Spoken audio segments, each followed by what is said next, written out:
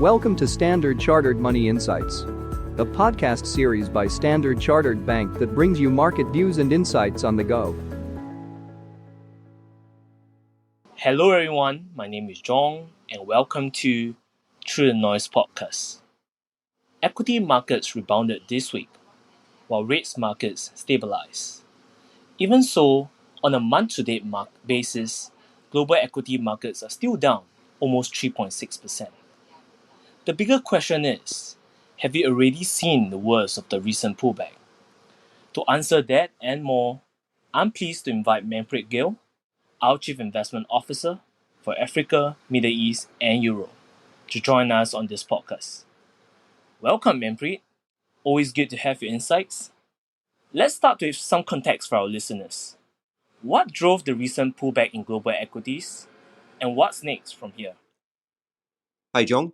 Thanks for having me on. So indeed, equities and actually global bonds have witnessed a bit of a pullback. And in our view, there are two main drivers of the weakness we've seen recently in financial markets. Now, first is fears of a resurgence in inflation. So if you look at the US, for example, several inflation measures have come in a little bit higher than the market's expectations in recent months. So no surprise, we also saw Fed Chair Powell noting that it might take longer than expected to get to a point where the Fed would be comfortable cutting interest rates. So as a result of the data and these comments, what we did witness was financial markets slashing their expectations of Fed rate cuts this year. From several rate cuts at the start of the year to just around two at the moment. And this repricing activity, of course, ended up pushing equity markets lower and bond yields higher. So that was, I think, one key concern. The second one, of course, was geopolitics. In recent weeks, we would have all sort of followed the news where Iran's attacks on Israel did raise concerns of an escalation of the conflict in the Middle East, which in turn, for markets, the main worry was that any widening conflict could end up disrupting the production and transportation of oil, resulting in a spike in oil prices. However, so far, these concerns appear to be ebbing, with the Israeli response, of course, being seemingly aimed at avoiding further escalation. So that is in terms of what's been driving market behavior so far. In terms of what's next, we still believe inflation holds the key.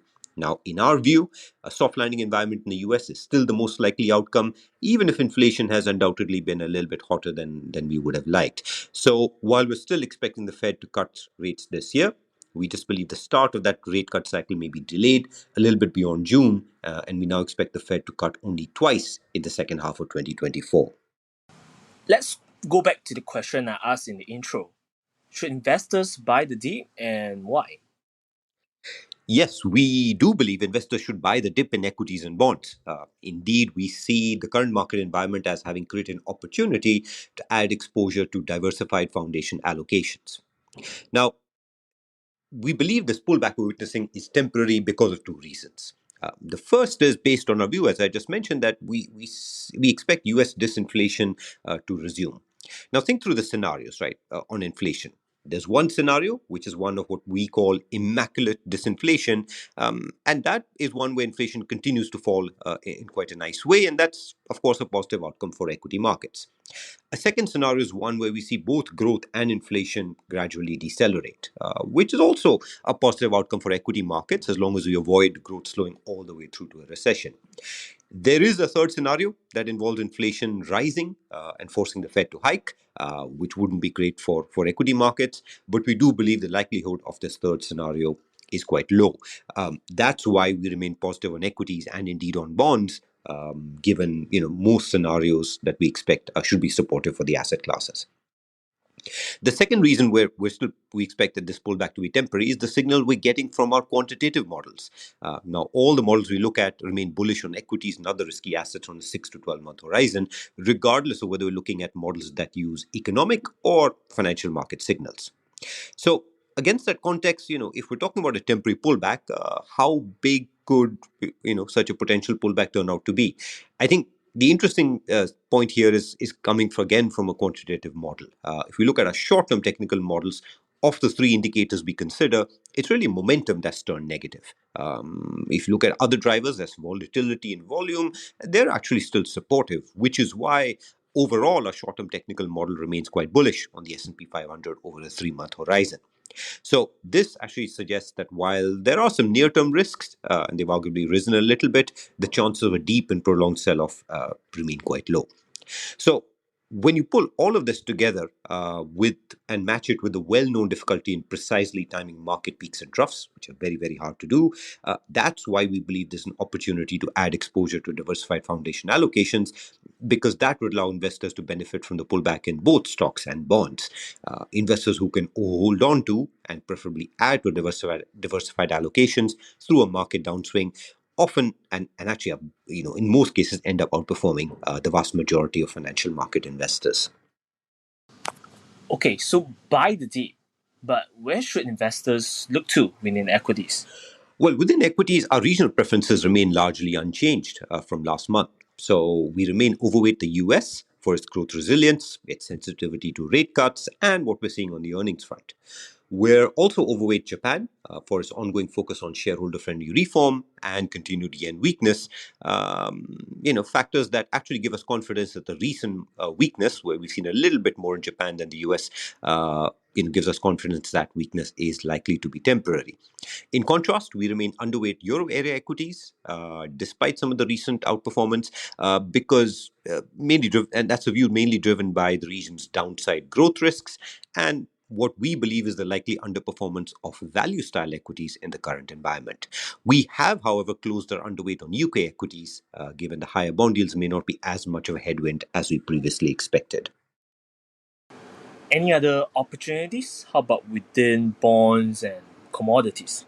Indeed, a few other opportunities we're looking at the moment. So within bonds, we have raised our allocation to emerging market US dollar government bonds to overweight, and matching that with moving EM local currency bonds to underweight. Now, on the dollar bonds, we just see the recent rebound in bond yields having created an opportunity to add the asset class at a pretty attractive yield, particularly in terms of what is offered over US government bonds and what we see is improving fiscal balances across the EM universe. On the local currency asset class, though, we do believe EM currencies are relatively a little bit more vulnerable to dollar strength, which we believe is a near-term headwind for the asset class. So that's on bonds. The other asset class I think we're quite focused on at the moment is gold. It's done unusually well year to date. It's been a top-performing asset class.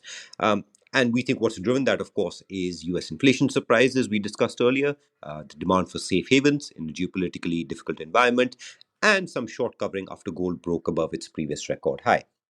Now, in the short term, a concern is investor positioning, which seems really very, very crowded, on most sort of positioning measures. And that kind of crowded behavior is usually indicative that a short-term reversal is in the offing, which to some degree we've already started to come through from the peaks.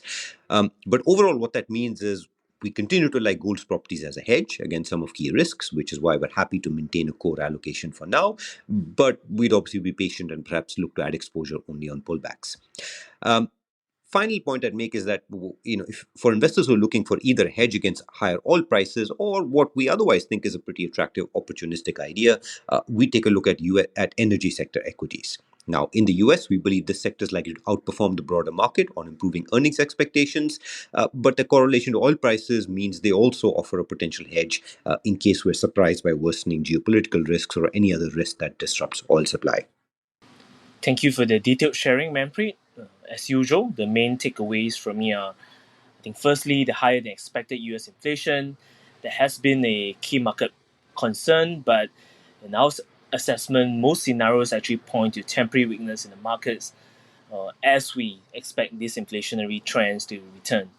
And I think the second point here is that we believe that the equity markets pullback and the rise in bond yields recently have created an opportunity to add exposure to diversified foundation allocation. With that, we'll close off today's podcast. If you'd like to find out more, do check our latest Global Markets Outlook report releasing today. Have a good weekend ahead. Cheers. Thank you for listening to Standard Chartered Money Insights, a podcast series by Standard Chartered Bank. For more details, visit Market Views on the Go on our website or click the link in the description.